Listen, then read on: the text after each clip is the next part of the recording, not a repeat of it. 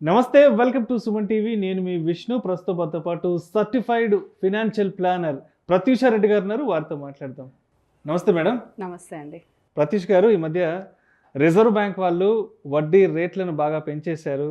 తర్వాత ఫర్దర్గా కూడా పెంచే అవకాశాలు ఉన్నాయని కూడా వాళ్ళే చెప్పారు. అయితే ఈ టైంలో చాలామంది సొంత ఇల్లు కొనుక్కోవాలని, సొంత ఇల్లు కట్టుకోవాలని చాలామంది ప్లానింగ్స్లో ఉన్నారు. అయితే మరి రిజర్వ్ బ్యాంక్ తీసుకున్న ఈ వడ్డీ రేట్ల నిర్ణయంతో చాలామంది ఆలోచనలో పడ్డారు. ఏంటి అసలు ఈ పెరిగిన వడ్డీ రేట్ల నేపథ్యంలో ఈఎంఐ అమౌంట్ను పెంచుకోవాలా, లేదంటే ఈఎంఐ కట్టే ఆ టెన్యూర్ని అంటే ఈ కాల పరిమితిని పెంచుకోవాలంటూ చాలామంది ఆలోచనలో పడ్డారు. మరి అటువంటి వారికి మీరు ఎటువంటి సలహాలు, సూచనలు తెలియజేస్తారు? ఇప్పుడు ఈఎంఐ తీసుకొని ఇల్లు కొనుక్కోవాలన్న ప్లాన్ అందరికీ ఉంటుందండి. ఎందుకంటే ఇల్లు అన్నది చాలా ఇమోషనల్ టాపిక్ అందరికీ, మన ఇండియన్స్కి. ఇల్లు ఉంటే చాలు, ఫస్ట్ మన సంపాదనలోంచి మనం ఒక ఇల్లు కొనుక్కుంటే చాలా మంచి అచీవ్మెంట్ చేసాం లైఫ్లో అని మనందరికీ చాలా హ్యాపీనెస్ ఉంటుంది. బేసిక్ నీడ్ ఇల్లు అంటే. అండ్ ఇప్పుడు ఒక మనిషి ఇల్లు లేకుండా ఉండి ఒక రెంట్ హౌస్లో ఉండి ఇల్లు కొనుక్కోవాలన్న ప్లాన్ ఉంటే వాళ్ళు ఈఎంఐ త్రూ వెళ్తే అది okay, we can consider it. కానీ ఇన్వెస్ట్మెంట్ కోసం మనం ఈఎంఐ ద్వారా మనము ఇల్లు కొనుక్కోవాలంటే అది మాత్రం రాంగ్ ఆప్షన్ అనొచ్చు. అండ్ ఇప్పుడు ఈఎంఐస్ పెరుగుతున్నాయి కదా మనకి. ఇప్పుడు ఆల్రెడీ హోమ్ లోన్స్ తీసుకున్న వానికి కానివ్వండి, లేకపోతే ఇప్పుడు తీసుకోవాలన్న ప్లాన్ ఉన్న వాళ్ళకి కానివ్వండి, చాలా ఇదైపోయింది. ఏంటంటే వాళ్ళ ఆలోచనలో పడిపోయారు ఎలా తీసుకోవాలి ఏంటి అన్నది. ఇప్పుడు హోమ్ లోన్ తీసుకొని ఈఎంఐ కట్టే వాళ్ళకి ఏంటి, ఈఎంఐ పెరిగిపోయింది. వాళ్ళు ఏంటి, ఒక ఈఎంఐ ఓకే ఇంత వస్తుంది మనకి ఈఎంఐ, మనం మేనేజ్ చేసుకోవచ్చులే మన ఎక్స్పెన్సెస్తో అని చెప్పేసి ప్లానింగ్ చేసుకుంటారు. కానీ ఇప్పుడు పెరిగిపోయింది. అలాంటి వాళ్ళు ఏం చేయొచ్చు అని అంటే, ఇప్పుడు మనకి బ్యాంక్లో 3 ఆప్షన్స్ ఉంటాయండి. అయితే మనము ఈఎంఐ పెంచుకోవాలి మనది ఇంట్రెస్ట్ రేట్ పెరిగినప్పుడు, లేకపోతే మన టెన్యూర్ అన్నా పెంచుకోవాలి, నెంబర్ ఆఫ్ ఇయర్స్ కట్టేది. లేకపోతే ఇంకో ఆప్షన్ ఏంటంటే, ఒక ప్రపోర్షనేట్ అమౌంట్ని మనం ప్రీపేమెంట్ చేసేస్తే మన ఈఎంఐ అండ్ టెన్యూర్ సేమ్ అలాగే ఉంటుంది. ఇంట్రెస్ట్ రేట్ పెరిగినా కానీ మన ఈఎంఐ అండ్ టెన్యూర్ సేమ్ అలాగే ఉంటుంది. సో ఈ 3 ఆప్షన్స్ త్రూ మనము ఏదన్నా ఒకటి చూస్ చేసుకోవచ్చు. యాక్చువల్గా చెప్పాలంటే ఇప్పుడు ఒక ప్రపోర్షనేట్ అమౌంట్ని మనం కట్టేసి, సపోజ్ మీ దగ్గర ఒక లంసమ్ ఉందనుకోండి, అది కట్టేసి మీరు సేమ్ టెన్యూర్ని కంటిన్యూ చేసుకోవాలనుకుంటే అది మంచి ఆప్షన్ అవుతుంది. అండ్ ఇప్పుడు కొందరికి ఈఎంఐ ఒకటేసారి పెరిగితే ఎక్స్పెన్సెస్ బర్డెన్ అయిపోతాయి. సో ఇప్పుడు చూసుకుంటే, ఇప్పుడు ఒక మనిషి 50 lakhs లోన్ తీసుకున్నాడు అనుకోండి, 50 lakhs లోన్ తీసుకున్నాడు అనుకోండి, అతనికి 7% ఇంట్రెస్ట్ రేట్ తోటి ఒక 240 months అంటే ఒక 20 years టెన్యూర్, 240 months టెన్యూర్ తోటి అతనికి ఈఎంఐ వచ్చేసి ఎంత వస్తుంది, ఒక 38,000 వరకు వస్తుంది. 38,000 చేంజ్లో అతని ఈఎంఐ ఉంటుంది. అండ్ అదే సపోజ్ ఇప్పుడు ఆ మనిషికి 8% పెరిగింది అనుకోండి, ఇంట్రెస్ట్ రేట్ 8% అయింది అనుకోండి, అతని ఈఎంఐ వచ్చేసి 41,000కి వస్తుంది. అండ్ ఇఫ్ సపోజ్ అతనికి 9% అయింది అనుకోండి, అతని ఈఎంఐ వచ్చేసి 44,000కి వస్తుంది. సో ఇక్కడ వడ్డీ రేట్లు పెరిగే కొద్దీ ఈఎంఐ అమౌంట్ 1,000, 2,000, 3,000 రూపాయలు పెరుగుతూ పోతుంది. ఇప్పుడు 7% ఇంట్రెస్ట్ రేట్ ఉన్న వ్యక్తికి ఈఎంఐ వచ్చేసి ఒక 41,000 అయిందంటే 8%కి, ఇప్పుడు చూడండి ఆయనకి ఎంత డిఫరెన్స్ వచ్చింది, ఒక 3,000 డిఫరెన్స్ అయితే వచ్చింది దాంట్లో. ఒక 2-3,000 పెరుగుతూ పోతుంది, మారిపోతూ ఉంటుంది నెంబర్. ఇప్పుడు 38,000 అండ్ 41,000 కంపేర్ చేసుకుంటే 3,000 డిఫరెన్స్ వచ్చింది అక్కడ. అండ్ ఇప్పుడు అదే 38,000ని మనం 9% ఇంట్రెస్ట్ రేట్కి కంపేర్ చేసుకుంటే 6,000 వచ్చింది అక్కడ.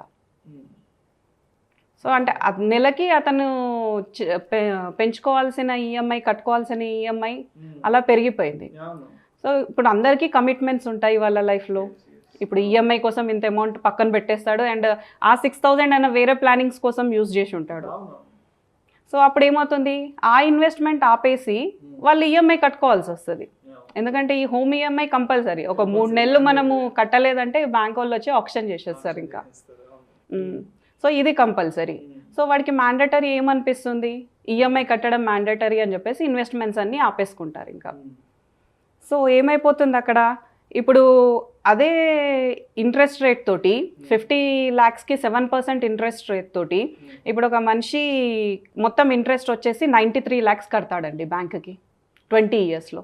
50 లక్షలు లోన్ తీసుకున్నందుకు ఎండ్ ఆఫ్ ది డేకి 93 lakhs కట్టాలి. 93 lakhs కట్టాలి. ఆల్మోస్ట్ అంతకంత కట్టేసేయాలి 20 years టెన్యూర్లో. 20 years టెన్యూర్లో.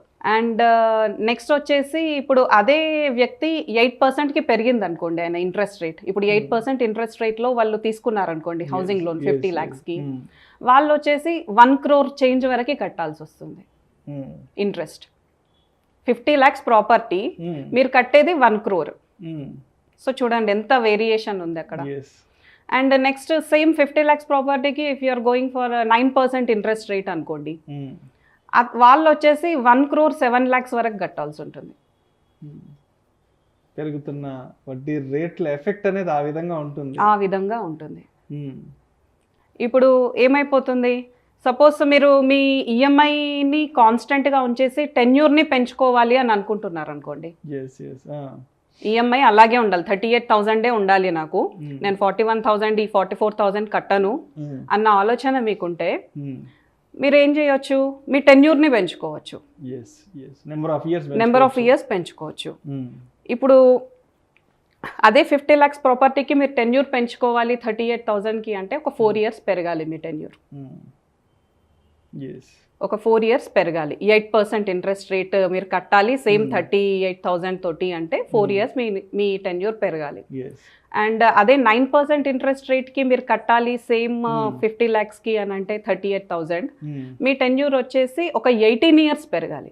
18 years పెరగాలి అంటే ఉన్న 20 కాకుండా ఇంకా 18 అంటే టోటల్ 38 years మీరు కడుతూనే ఉండాలి ఇంకా లోన్ని. సో అలా డిఫరెన్షియేషన్ వస్తుంది మీ టెన్యూర్లో కూడా. అండ్ నెక్స్ట్ వచ్చేసి మీరు టెన్యూర్ అండ్ ఈఎంఐ కాకుండా ఇంకో ఆప్షన్ ఏముంటుంది అని అంటే మనకి మీరు ప్రీపేమెంట్ చేసుకోవచ్చు కొంత అమౌంట్ని. మన దగ్గర ఏదైనా లంసమ్ అమౌంట్ ఉన్నదని ప్రీపేమెంట్ చేసుకోవచ్చు, ఎంత అవుతే అంత. ఇప్పుడు ఒక 50 lakhsకి మీరు జస్ట్ ఒక 6,91,000 ప్రీపేమెంట్ చేసేస్తే మీ టెన్యూర్ సేమ్ 20 years ఉంటుంది అండ్ మీ ఈఎంఐ వచ్చేసి సేమ్ 38,000 ఉంటుంది. సో మీకు అక్కడ ఏం డిఫరెన్స్ కనిపించదు, వడ్డీ రేట్లు పెరుగుతున్నా కానీ మీకు మీరు 38,000కి అయితే మీ ఈఎంఐ ప్లాన్ చేసుకుంటారో అది మీకు ఏం ఎఫెక్ట్ అవ్వదు. అండ్ ఎప్పుడు కూడా ఎవరైనా ఈఎంఐ ఆప్షన్ చూస్ చేసుకునేటప్పుడు మీ ఇన్కమ్లో 30% వరకే మీరు ఈఎంఐ కట్టాలి. అదే ఆప్షన్ ఉంటేనే మీరు చూస్ చేసుకోండి ఈఎంఐకి. Suppose it is going for 40 or 50%, then do not choose the EMI option. It's better to be in రెంట్లో ఉండడం మంచిది దానికన్నా. సో మొత్తంగా ఓవరాల్గా మరి ఎటువంటి కన్క్లూజన్ ఇస్తారు మన ఆడియన్స్కి కన్క్లూజన్ ఇవ్వాలి అంటే, ఇప్పుడు చూడండి, ఇప్పుడు ఈఎంఐ తీసుకొని మనం ఇల్లు కొనుక్కున్నాం అనుకోండి, వడ్డీ రేట్లు ఆల్రెడీ మనకి తెలుసు పెరుగుతున్నాయి అని చెప్పేసి, మళ్ళీ ఫ్యూచర్లో తగ్గచ్చు. ఇప్పుడు ఇవి ఇప్పుడు పెరిగినా కానీ ఫ్యూచర్లో తగ్గచ్చు మనకి. సో ఇది ఇలాగే ఉంటుందని చెప్పలేము, చేంజ్ అవ్వదు అని చెప్పలేము. సో ఎప్పుడన్నా కానీ మీరు ప్రీపేమెంట్ కట్టాలి అన్న ఆప్షన్ ఉంచుకుంటే బెస్ట్ మీ దాంట్లో. ఎందుకంటే మీకు ఎప్పుడో ఒకసారి ఒక లంసం రావచ్చు, మీకు ఎక్కడి నుండో కానీ, లేకపోతే మీరు ఏదో ఇన్వెస్ట్మెంట్ చేస్తున్న ఆ అమౌంట్ అక్యుములేట్ అయిపోయి మీకు ఇక్కడ యూజ్ అవ్వచ్చు. సో అలాంటి ఆప్షన్ ఉంచుకుంటే బెటర్ ఎవరైనా.